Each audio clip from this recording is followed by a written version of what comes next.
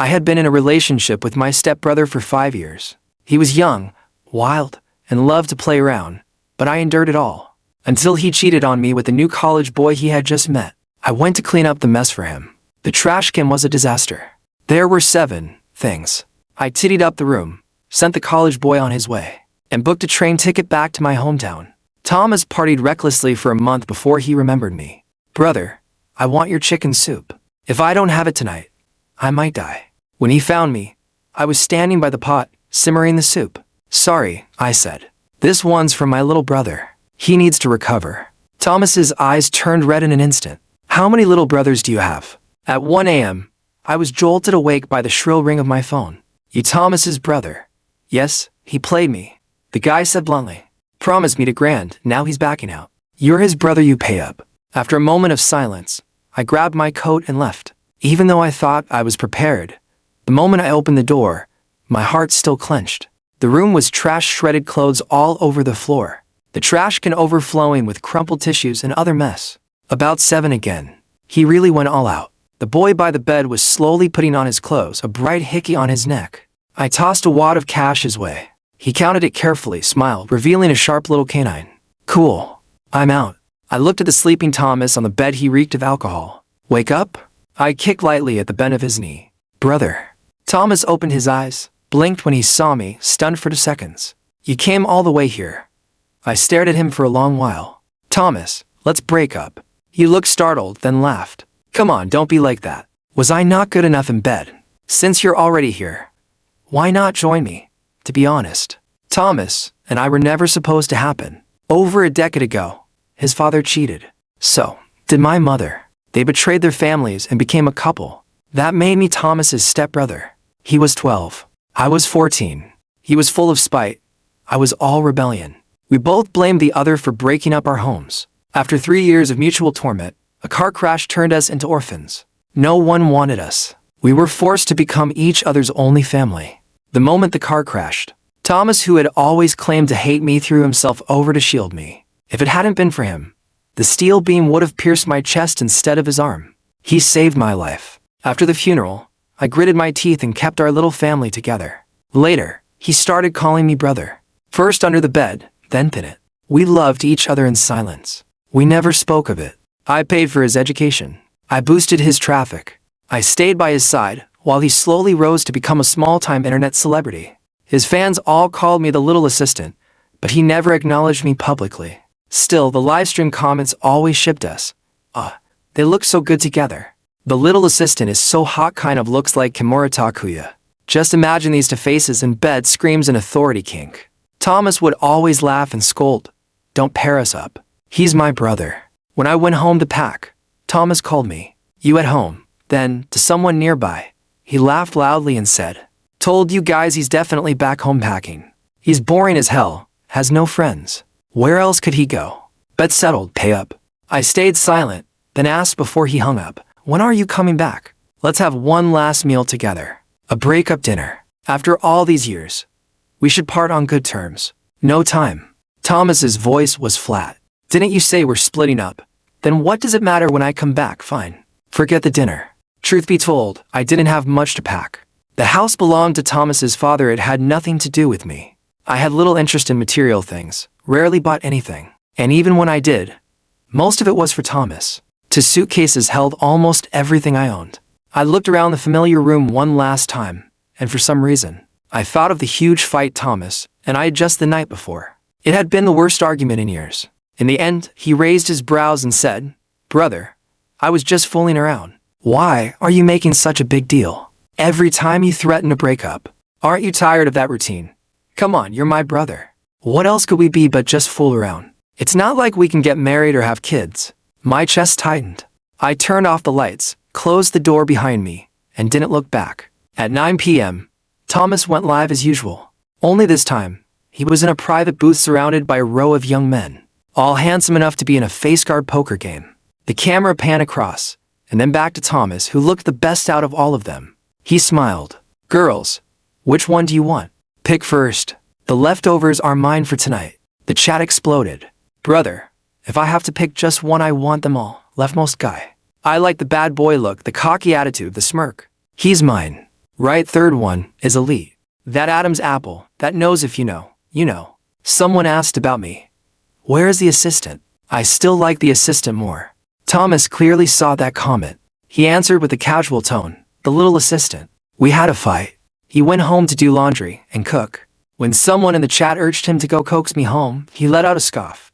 He's my brother, not my boyfriend. Why would I coax him? His eyes locked on the camera. It felt like he was looking straight through the screen at me. Some people, after playing the role of brother long enough, start acting like your dad, wanting to control everything. Let him sit alone for a couple of days. He'll come crawling back. Then, deliberately, he turned to the guys beside him and said, Go wild tonight. My treat. Clearly, he had no intention of coming home anytime soon. But it didn't matter anymore. I was staying in a hotel. Even if he did come back, he wouldn't see me. Tickets were hard to get during the holidays. One managed to get one for a train 3 days later. That morning, with nothing better to do, I visited a mall Thomas, and I used to frequent. In the left display case, the third watch from the top row.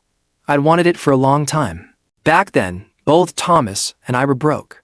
I even skipped meals just to save money to buy him supplements.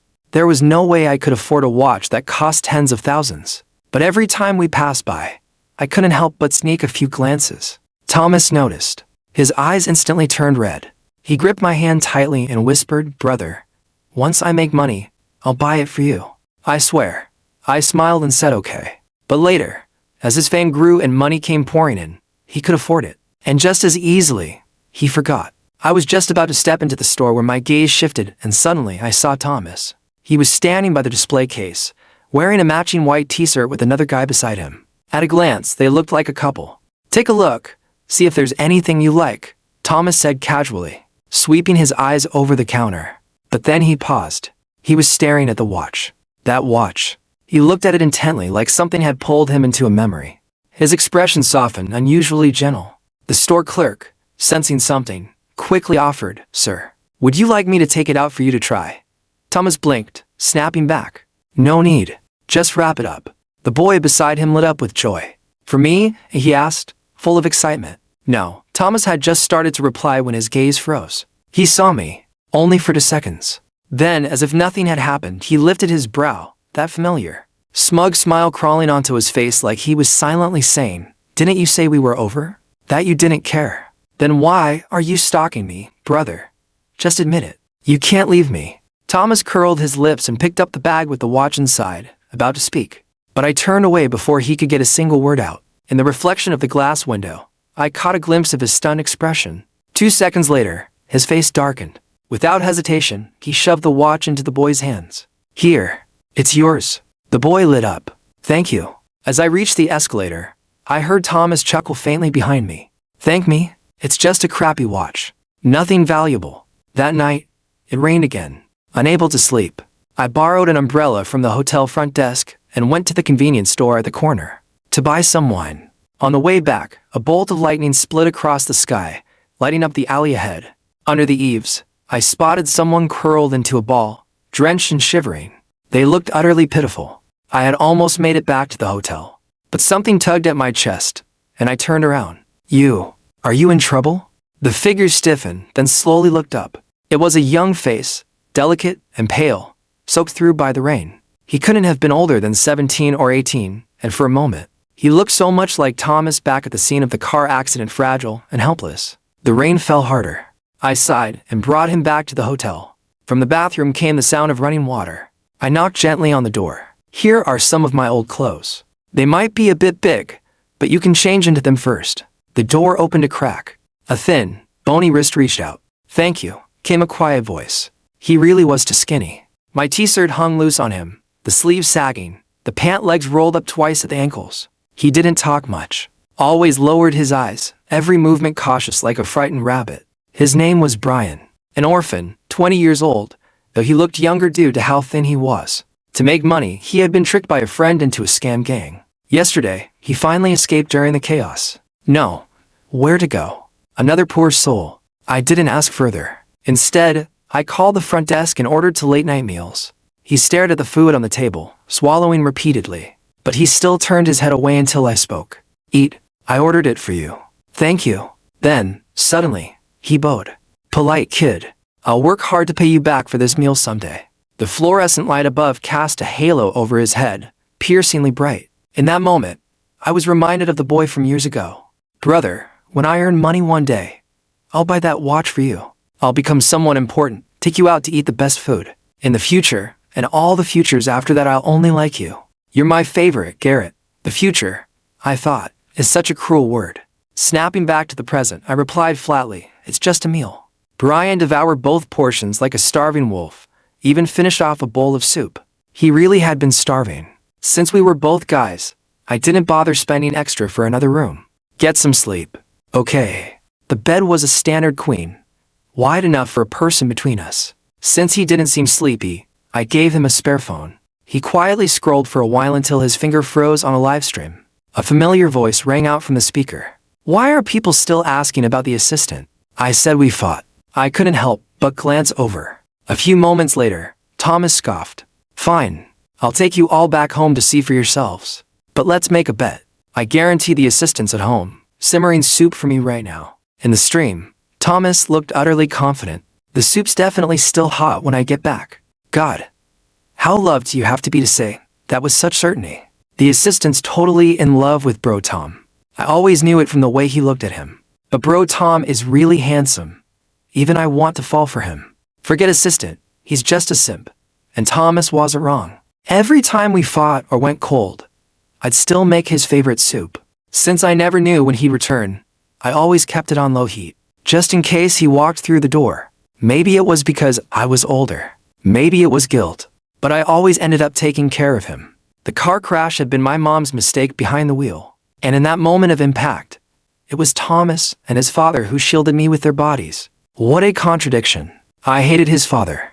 Hated the shameful, unethical affair he had with my mom. But I also couldn't deny the protection he gave us in the end. Those conflicting emotions, they turned over many lonely nights into something quiet and irreversible between Thomas and me. Back in the stream, Thomas had arrived at our door. His new assistant sniffled. There is a smell of chicken soup. No wonder Bro Tom was so confident. Someone's really been waiting for him. Thomas said nothing. He tilted the camera toward the front door and couldn't help but smirk. But when he opened the door, the apartment was pitch dark. No one was home. Thomas stood there for 2 seconds, stunned. Then his face turned grim. Maybe he's asleep. He turned on the lights in the living room, then the bedroom, then the guest room, kitchen, bathroom, empty. The place was spotless but quiet. Just as the camera swept past the front hallway, it accidentally caught the neighbor stepping out with a bucket of instant noodles. Chicken-flavored, mushroom stew. Wait, what? The assistant's not home? Wild guess, did he fall for someone else? Lol. Who was the one swearing he'd be home making soup? That slap came fast, dead. The smell was just instant noodles from next door. Thomas saw them all. He bit his lip hard. Then a new message popped up, highlighted in red. I can prove it. The assistant just went downstairs to buy alcohol. I was hiding from the rain and saw someone that looked just like him. Video proof on my page. I clicked the link to. The IP matched my city. And sure enough, the latest video was a grainy shot of me walking into the convenience store. Brian gasped beside me. Brother, that's you. I gave a wry smile. Guess even a lowly assistant like me can get pap these days. Thomas clearly saw the video too. He curled his lips into a faint smile, but said nothing. He must have assumed, just like always, that I had only gone downstairs to buy some alcohol. And honestly, it made sense. I loved him so much. Spoiled him so thoroughly. How could someone like me ever really walk away? But even after he ended the live stream at midnight, I never went back. At first, he looked relaxed and unbothered. By the end, his face was dark as storm clouds. There was only one day left before my train home. Today, I planned to visit a tattoo studio. Brian followed me obediently, then asked softly, Brother, are you getting a new tattoo? No. I glanced down at the fallen leaves covering the ground. It really was almost winter. I'm getting one removed. He looked curious. So I rolled up my sleeve and showed him the inside of my arm, a single letter T, and the outline of a young boy's face. We had gotten them together. Thomas had always hated the scar on his arm, said it looked gruesome and ugly. So I went with him. He had my name tattooed. I had his initial, and that boyish sketch. That scar was from the crash. He got it saving me. Even now, years later, I can still picture that steel beam tearing through the car, the flesh, the blood. Brian stared quietly. Then, after a pause, he asked in a whisper, "Does it hurt getting it removed?" "Yeah, probably." By the time we left the tattoo shop, it was already afternoon.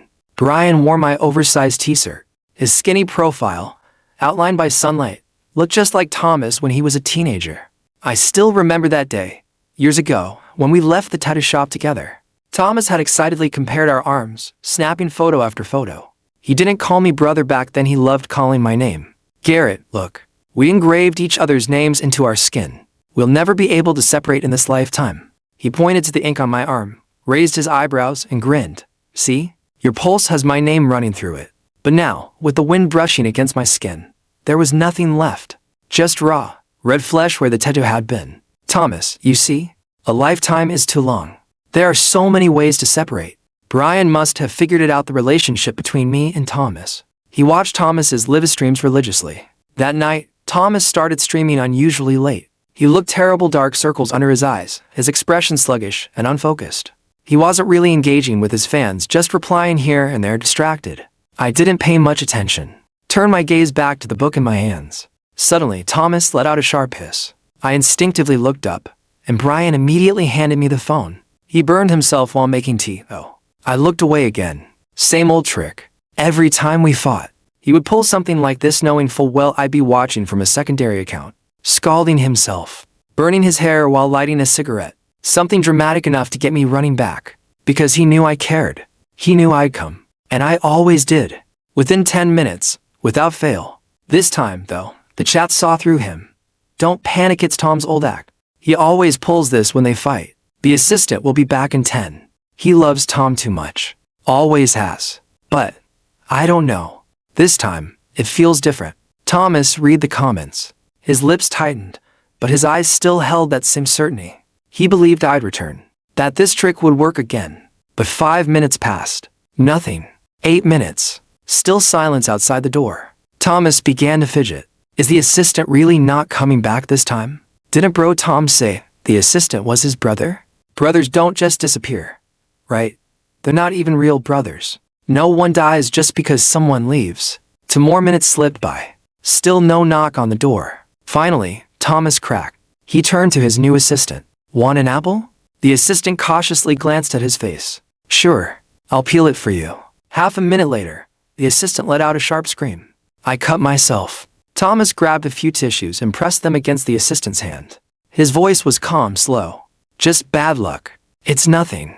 I cut myself by accident." Here we go again, Tom's casually getting hurt act. This'll break the assistant's heart for sure. He'll sprint home, lol. Any old fan knows how much the assistant cares. He's probably halfway home already. I'll bet 10 packs of spicy noodles he's back in 5 minutes flat. Brian watched seriously, eyes focused. Even he couldn't hold back anymore. "Brother, are you really not going back, MM?" I flipped a page in my book. I already bought the train ticket. What would be the point? By the time I got back, that little cut would already be healed. Brian pressed his lips together and said nothing. Now the entire livestream room was counting together. 1 minute, 3 minutes, 5, a knock. Thomas smiled just as he expected. I knew it. He loves me too much. 5 minutes? He must have sprinted all the way here. Tom's happy now. No point pretending anymore. Look at that smug smile. Even an AK rifle couldn't suppress that ego. The new assistant got up to open the door, but Thomas stopped him. "Don't." He leaned back in his chair, one leg crossed lazily over the other. "Let him wait a few minutes." The assistant hesitated, then obediently stepped aside. The doorbell rang again, and again. Finally, Thomas stood up and moved the camera toward the door. "Garrett, you?" He stopped mid-sentence. Because the person at the door wasn't me. It was a bored-looking delivery guy. LMAO. Instant karma. Tom gets slapped in real time. No one gonna question his delusion? What made him so sure that a scraped finger would summon the assistant like a genie? No. I still don't believe the assistant left. He's probably hiding somewhere, trying to teach bro Tom a lesson. Thomas walked back inside with the takeout, his face pale. He didn't dare look at the scrolling chats and mocking, some pitiful. He muttered under his breath, "Good. Let him stay gone. Who needs someone constantly nagging and controlling? I'm free now." But as he spoke, the corner of his eye twitched. The same tell he always had when he lied. My train was at 7 a.m. After some hesitation, I bought Brian a ticket to and took him back to my hometown. The kid had nowhere else to go, and he was obedient. On the way to the station, he quietly carried my suitcase, still wearing that ill-fitting shirt. When we get there, I'll take you to buy some clothes. Get your hair cut too. Thank you, brother. He stayed silent for most of the trip. Because there were no seats left, I had bought him a standing ticket. He stood quietly in the smoking compartment, eyes fixed on the blur of scenery outside the window. So still he nearly disappeared into the background. 3 stops later, Thomas called me. I didn't pick up. He called again. And again. It rang over and over, like he wouldn't stop until I answered. Hello. On the other end, silence. If you're not going to say anything, I'm hanging up. Garrett, he paused, then slipped into his usual tone, half accusation, half entitlement. Where the hell did you go? It's been 3 days. Haven't you had enough of this tantrum? He was getting angrier with every word. I could already picture him pressing his fingers to his temples in frustration. Tonight's the Ghost Festival. Come home early. Thomas was never afraid of anything, except ghosts. When I didn't respond, he lost patience. If you're not home by 11 tonight, then don't come back at all. And with that, he hung up. He hadn't even noticed all my things were gone. Which made sense. I didn't own much to begin with. Even if I took everything, the rooms still looked full, as if I had never left. My hometown was a remote town in the north. Unlike the humid south, it was dry and bitterly cold here. The autumn wind howled, biting into our faces like blades. Brian was clearly not used to it. After just 2 blocks, his cheeks had turned bright red. But he didn't complain, just quietly followed behind me. Hungry? I asked. He hesitated, but before he could answer, his stomach growled. I chuckled. Not much around here. But across the street, there's an old vendor selling roasted sweet potatoes. Let's wait for him. I bought one, split it in half, and handed Brian a piece. Golden flesh, soft and sweet, steaming hot in our hands enough to warm away some of the chill. We still have to take a long-distance bus, then transfer to a local one. Think you can handle it? If not, we can stay the night here. I'm fine. He quietly ate the roasted sweet potato and shook his head. No need to waste money, brother. By the time we returned to the old house, it was already dusk. To be honest, I hadn't been back in over 10 years. The house had long been abandoned, the courtyard overgrown with weeds. Still, this was the home I remembered back when my parents were still in love. As a kid, I used to run and play in that yard. Until I turned 14. That was the year they divorced. A year later, my dad remarried and moved abroad. He never came back. Brother, Brian's trembling voice snapped me out of my thoughts. Before I could react, he jumped onto me, clutching my shoulders in panic. There's a snake, there's a snake. As he spoke, something rustled in the weeds. A tiny grass snake, barely the length of my finger, slithered away within seconds. I couldn't help but laugh. Relax, it's gone. Brian slowly got down, clearly shaken. His face flushed bright red, ears too. His fingers were still gripping the edge of my coat. It would take 3 to 5 days just to clear out the house. So Brian and I found a cheap motel in town to stay for the time being. It was a twin room. I gave him the bed near the window. But as expected, cheap came at a cost. The motel was run down, the windows streaked with mud, barely able to close. Cold wind seeped in through the cracks at night. Brian curled up under the blanket, silent but shivering. I couldn't bear to watch anymore. I was about to go get another room. Don't. He lowered his eyes. The house still needs to be renovated. We should save money where we can. After a pause, he asked me softly, almost whispering, Brother, it's too cold. Can I sleep next to you? I blinked. Sure. We're both guys. It's not a big deal. As soon as I said that, Brian darted under my blanket like lightning. The bed wasn't large. With both of us lying side by side, our shoulders practically touched. Still, I had to admit it was warmer this way. 10 minutes passed. He was still wide awake. Brother, he whispered, I can't sleep. Can I use my phone for a bit, Once I nodded, he pulled out his phone and first thing opened Thomas's live stream. Thomas had just gone live. It was already 10:30 p.m. It was the Ghost Festival tonight. He had turned on every light in the living room. The temporary assistant from before was nowhere in sight. Bro Tom, that doll behind you just moved.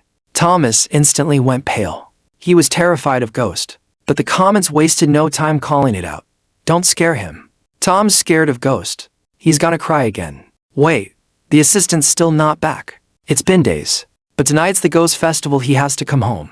No way he'd leave Tom alone tonight. Assistant brother, if you're watching this, please stop it. We know Tom's temper, but if you keep going, this won't end well. Ugh, Another one testing love by leaving. When Tom finally stops caring, he'll be the one crying. Is this chasing my brother to the crematorium arc ever going to end? I don't want to watch this. When's Tom going back to flirting with cute boys on stream again?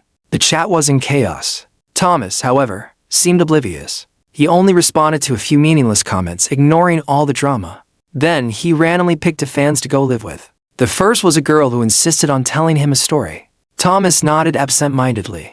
At the start of the school year, there was a boy in a dorm room. Every night, he'd hear someone whisper in his ear, "Bro, let's sleep back to back. Bro, let's sleep back to back." Do you know why? Thomas frowned, shifting uncomfortably in his chair. No. The girl suddenly giggled sharp and eerie. Because there was a corpse buried face down under the bed. That's how they slept back to back, every night. Thomas didn't say a word. He silently ended the call. His face had gone pale with fright. And then, as if on cue, his fans lost all sense of decorum. "Tom, let's sleep back to back. Tom, back to back." His face grew whiter and whiter. Trying to compose himself, he picked up his phone. "Hold on. I'm making a call." A few seconds later, my phone rang. It was 10:57 p.m. I didn't answer. Thomas frowned on camera and called again. This time, I declined the call. It was 11 o'clock on the dot. His already pale face turned even paler. He took a deep breath and muttered, "Let's go live with someone else." He selected a viewer at random. I was just about to sleep, bored with the whole scene, when I heard Brian gasp beside me. "Brother." I turned just in time to see Thomas's face fill the screen. He had randomly connected with Brian. Brian panicked. How do I reject this? I reached for the phone, flustered, but my finger slipped, and I accidentally accepted the call. Too late. Before I could react, the livestream showed the two of us, Brian and me, lying side by side in bed. Thomas froze. Even the chat went silent for 2 full seconds. I exited the call as fast as I could, but it was already too late. Thomas stared blankly into the screen. His eyes flickered with too many emotions. Shock, disbelief, fury, heartbreak. The comments exploded. Holy, what did I just see? The assistant, with another man. Live. Oh my god. This is why I stay up late. Best drama ever. Assistant, are you dumb? That kid's cute. Sure, but Tom's hot. Anyone who said he'd be back tonight, come collect your slaps. The last frame before the stream cut out was Thomas's red, tear-filled eyes. Then instant blackout. A second later, my phone rang again. I declined it. He called again. I blocked the number. Then he switched numbers. I turned off my phone. The world finally went quiet. Brian was still in shock. He looked down, guilt flooding his face. I'm sorry, I caused trouble for you, brother. It's not your fault. I reached over and tugged the blanket over his shoulder. Go to sleep. That night, I didn't sleep well. I dreamt of Thomas again. He was a teenager in my dreams, still skinny back then, always in a white t-shirt. His beauty loud and unapologetic. He relied on me a lot. At school, he kept everyone at arm's length. Only I was allowed close. If anyone else talked to me for more than a minute, he'd ball up his fist and pick a fight, his possessiveness downright terrifying. He used to say, "Brother is mine. Only mine. You're not allowed to look at anyone else." We fought sometimes, but it always ended the same way, with him crying. He looked cocky on the outside, but deep down, he was afraid of the dark. Afraid of ghosts, a total crybaby. Brother, I won't fight with you anymore. Just don't leave me, okay? I only have you. His mother died the year after their divorce. I was all he had left, the only person he could call family, even though we shared no blood. That was probably why I put up with him all those years. No matter how wild or reckless he became, I forgave him. But Thomas never once realized he was also my only family. He never knew what it cost me, those nights when I cried alone, hurting because of him. In the end of my dream, I saw the younger Thomas wave at me, and then the vision blurred. Suddenly, he was older, mature, sharper features, lying on a hotel bed, reeking of alcohol, his skin still stained with hickeys, his smile flirtatious and cruel. Brother, he drawled, you're already here. Why not stay the night? My chest ached. I jolted awake. It had only been a dream. Brian was fast asleep beside me. This kid was gentle by nature, but didn't exactly sleep quietly. He had curled up into my chest, his arm wrapped tightly round me, pressing right against my heart. For the next 3 days, Thomas tried to reach me in every way possible. Calls, WeChat, QQ, every app that allowed private messages. He messaged me over and over. Where the hell are you? Who's that guy? Brother, if you don't like it, I won't go out and party anymore, okay? Come back. You took all your things. What does that mean? Is this really the end? I don't accept it. You're just trying to piss me off, right? That guy's an actor. Terrible at it, too. No way he's your new fling. Garrett, come back. I don't want to sleep alone. I'm scared. We can't break up. We tattooed each other's names into our skin. How could we ever break from rage to interrogation to pleading? Thomas sent everything.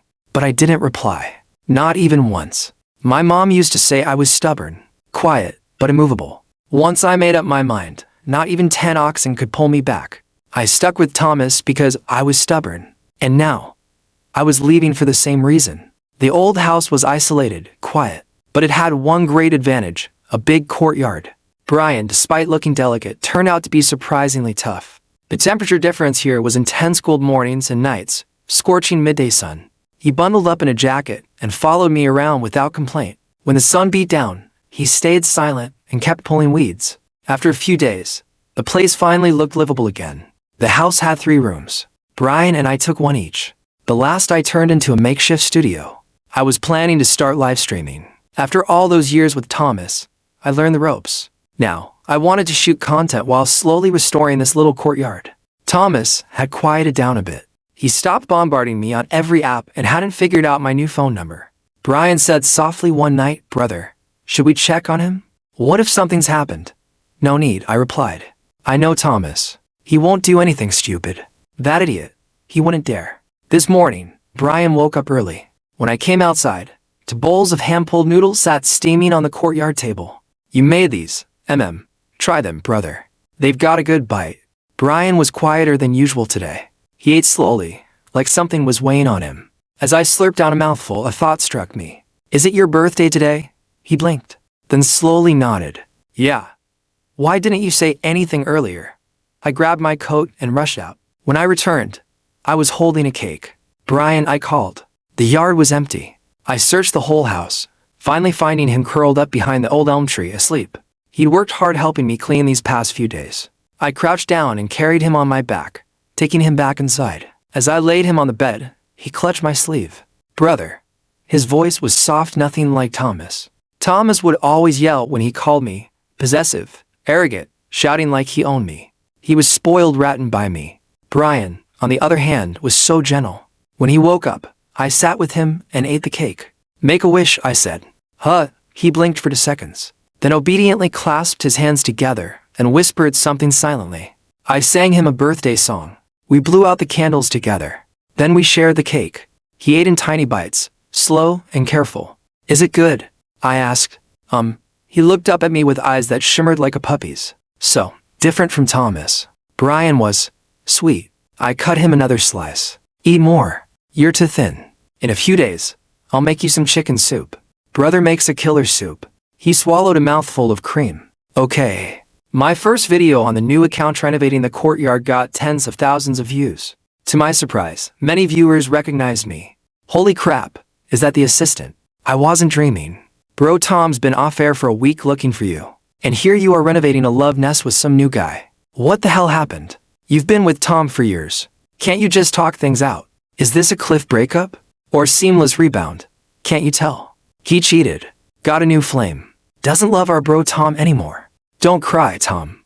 Plenty of younger boys out there waiting for you. One day he'll come crawling back in tears. Ugh. Cheaters deserve to swallow a million needles. Brian was furious. He used his account to reply. One comment after another. But no one paid attention. Instead, they started dragging him to. What the hell? Even the assistant has a simp now. Who are you? Leg hair. Your master won't even speak up. What are you doing here trying to clean up? I didn't really care. Don't reply anymore. I told him. All the noise online. Let them talk. That afternoon, one comment rose to the top of the page. Thomas, is this the home we were going to build together? There were thousands of replies under it. It was the first time Thomas had ever publicly, albeit indirectly, acknowledged our relationship. But it was too late. Today, I went into town and bought a hen. I was going to make Brian some chicken soup. He was still too thin. I needed to fatten him up a bit. Brian always looked like he felt guilty. He seemed to think that me bringing him back to my hometown had been more of a burden than anything. But in truth, he ate very little, worked quietly and diligently, and was attentive to every detail. He had helped me far more than he realized. If anything, I should be the one thanking him. Letting go of a 10-year relationship was like ripping the bones from my body. If I had to endure the hardest part of that alone, it would have been unbearable.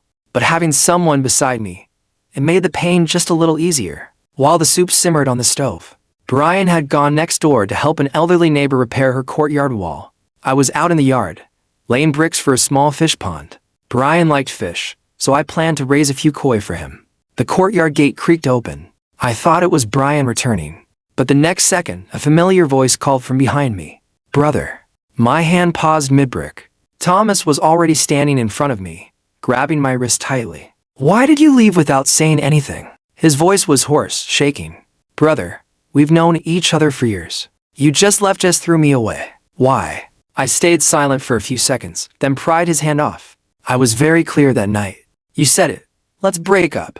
That night, I was just angry. You knew that." Thomas's voice cracked. It was rare to see him fall apart like this. "I've messed up before, haven't I? But you always forgave me. Why is this time different? Is it because of him? You don't like him, right? He annoyed you, didn't he?" He suddenly started choking up. "I shouldn't have let him bother you, right?" I stood there and watched him break down. In the past, I might have felt sorry for him, might have softened, might have given in. But now, I just watched quietly. And Thomas noticed. His eyes searched mine with growing panic. He reached out, tried to take my hand again, but grasped only air. "Brother." He shut his eyes. "Don't look at me like that. I'm scared. I'll quit live streaming. I won't stay in that industry. I won't fake anything anymore. Let's just go back to the way things were, okay? I was a jerk. I made you sad. I'll change. I swear." He burst into tears. But I didn't wipe them away this time. I just said, calmly, "Go home." He looked at me, stunned. "You're here. Where am I supposed to go?" I met his gaze. "Go back to your own house. This is my home." A voice behind us interrupted him. It was Brian. Thomas turned around. The moment he saw Brian, his expression darkened like a storm cloud. "What's he doing here?" His eyes darted from Brian to me. And then it clicked. "Garrett, you really cheated on me. What does he have that I don't?"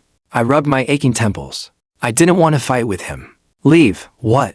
Thomas froze. He took a step forward, but Brian stepped in front of him. "My brother told you to get out. Didn't you hear?" Thomas looked like he wanted to hit him, but then his eyes landed on my arm. He froze completely. That spot on my skin, where his name used to be, it was gone. "Garrett," his voice trembled. "You erased it. You washed off the tattoo." In that moment, it was like someone drained every ounce of strength from him. He stood there, dazed, and let Brian push him out the gate. Thomas rented the courtyard next door and forced himself to move in. But overnight, it was as if he became a different person. No more arrogance. No more carelessness. He grew quiet, withdrawn. He didn't dare step into our yard. He would only stand at the gate, watching Brian and me from a distance. Every time our eyes met, he perked up like a stray dog desperate for scraps. But I would always look away before he could speak. I made chicken soup for Brian again. The moment I brought it out from the kitchen, the scent drifted through the courtyard. Thomas was there, standing just outside the gate, watching as I ladled soup into Brian's bowl. His eyes were red. "Brother." "Garrett." His voice was hoarse. "I want some too. I haven't eaten all morning. I'm so hungry." His tone was pitiful, but I still said, "No." Thomas didn't say anything else. He stood there, unmoving, watching Brian drink his soup. Brian was always well behaved. I gave him a bowl, and he drank it quietly, wiped his mouth and smiled. "So good," he said. Thomas clenched his fists so tightly that his knuckles went white. Early the next morning, Thomas was already at the gate. When he saw me come out, he stepped forward and grabbed the iron bars. "Garrett, will you eat cake with me today? It's my birthday." "No." His smile faltered, but he didn't give up. "Then, can you at least make a wish with me? Blow out a candle with me, just 1 minute. That's all I'm asking." I had never seen Thomas this cautious. I remembered him as a kid so full of thorns, rebellious and sharp-tongued. As he grew older, he became even more spoiled, cocky, shameless because I indulged him. But now, he was begging like a child. "Thomas," I said, meeting his eyes, "goodbyes are exhausting. Just go. You know me, I never leave on impulse. Every time we fought, no matter how angry I got, I just walk around the block a few times. You play one of your little tricks, and I come running back because I never planned to leave. But this time, I did. And once I leave, I don't look back. Go. Let's pretend we never met. Thomas turned ghostly pale. His lips trembled. After a long while, he finally nodded. His voice was dry, hollow. Okay. Then, can you at least say happy birthday to me, just once? He forced a smile, blinking rapidly, trying to hold back the tears. 2 whole minutes passed. I didn't say a word. Thomas understood. He nodded stiffly. Take care of yourself. Then he turned and walked back to the house next door. Alone, he lit a candle on a tiny cake. Only the wind filled the silence. Half a minute later, I heard it, his broken, trembling voice drifting over the wall. Happy birthday to me. Thomas left. I never saw him again. His live streams stopped indefinitely. Every day, people came to my videos asking about him. Some cursed me. Some demanded answers. I didn't care. I'd been cursed at for years, ever since I stood behind him and helped him rise. If anything, thanks to the traffic brought by his loyal fans, my renovation channel was gaining traction faster than I ever imagined. There was one alt account that always left comments under my videos. The profile was blank, black avatar, no name. The comments were always plain. The weather looks great where you are. Those koi look lively. Host, did you gain a little weight? Every single video. Never missed one. He never said it, but I knew. It was Thomas. I never replied. On my birthday, Brian sang the birthday song with me. Just the 2 of us. Then, suddenly, a call from an unknown number. Hello. The line was silent. Just the sound of breathing. 5 seconds passed. I hung up. Thomas never called again. I blew out the candle and made my wish for the year. I hope I'll be happy from now on. May we never meet again. Let mountains and rivers part us forever. Extra chapter. Brian's side story. My name is Brian. When I was little, a fortune teller once said I was cursed born under a star that doomed me to loneliness. He said I was bad to the bone, rotten from the start. I stomped on his signboard and shouted, liar. But as time passed, I started to believe him. My mom died of illness when I was 5. Then my dad passed too. I became an orphan. I went through the foster system, got adopted, then abandoned again. When I finally grew up, the only friend I had tricked me into a pyramid scheme. Lucky for me, I managed to escape. But I had no money, no strength, and my body still bore the bruises from what they did to me. I curled up in an alley during a thunderstorm, rain soaking through me. No money, no home. I wasn't just avoiding the rain, I was waiting for death. But I didn't die. Someone found me. Through the roar of thunder and lightning, I looked up and saw a clean, calm face. He held an umbrella over me, his voice gentle like a savior from a movie. I knew who he was. Garrett, the famous assistant to the influencer, Thomas. Before I got trapped in that scheme, the only thing I looked forward to each day, after endless work, was catching Thomas's live streams. Not because I liked Thomas, but because I liked him, Garrett. Garrett took me back to his hotel. While I showered, he gave me some of his old clothes. They weren't old at all, just soft and clean. It was me, I was too skinny. Everything hung loose. He ordered food. 2 portions. Hot, fragrant, delicious. I hadn't eaten a proper meal in days. He and Thomas seemed to have broken up. And quietly, deep inside, I thought, good. The next day, I went with him to remove a tattoo. He was erasing the last trace of the man he loved. And again, I thought, good. So good. He brought me back to his hometown. The courtyard was overgrown and dilapidated, but I didn't mind, because I knew soon it would be filled with life. One day, a little snake wriggled out from the weeds. Brother, I shouted, and leapt onto him with arms and legs wrapped around him. He caught me without flinching. Truth is, I'm such a fraud. I wasn't scared of snakes at all. I've lived on the streets for years. I've roasted more of those little grass snakes than I can count. I wasn't afraid. I just wanted to be held. His body was so warm, his shoulders broad and steady, and he smelled like clean laundry. My face flushed red. Even the tips of my ears burned. That night, to save money, I suggested staying at a cheap motel. The windows didn't shut properly. Wind whistled through the cracks. I trembled under the covers. Brother, can I sleep next to you? He said yes. He was warm. Holding him was comforting. That night was the best sleep I'd had in years. Lately, he'd been losing weight. So I got up early and made 2 bowls of noodles. But I must have looked as serious he thought it was my birthday. I froze for a second and didn't correct him. My real birthday is in winter, but I've never liked it. No one's ever celebrated it for me. So I thought, why not today? I like today. He ran out to buy a cake for me. It was my first birthday ever. The cake tasted awful. Way too sweet.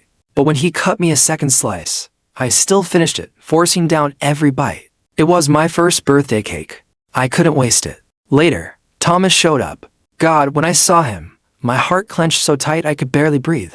I was scared. Scared that with just a few words, he'd win Garrett back. Scared that I'd be the one left behind. But Garrett didn't turn back. Thomas stood there devastated, especially when he realized Garrett had erased his name from his arm. His face looked like a stray dog abandoned, lost, hopeless. But he deserved it. People who don't treasure love deserve to swallow a million needles. He didn't deserve Garrett's kindness. Finally, he left and never came back. Good. Now I spend every day with Garrett. I help him film videos, tend to flowers, grow vegetables. I watch the koi he bought for me grow fatter and more lively by the day. Life's simple, peaceful, happy. He doesn't know how I feel about him. But that's okay. If I can, I'll wait until the day he's ready to know. On Garrett's birthday, he closed his eyes to make a wish. I sat quietly beside him watching. And in my heart, I made a wish of my own. No matter what role I play in his life, I hope I can stay with him. A little longer. Just a little longer.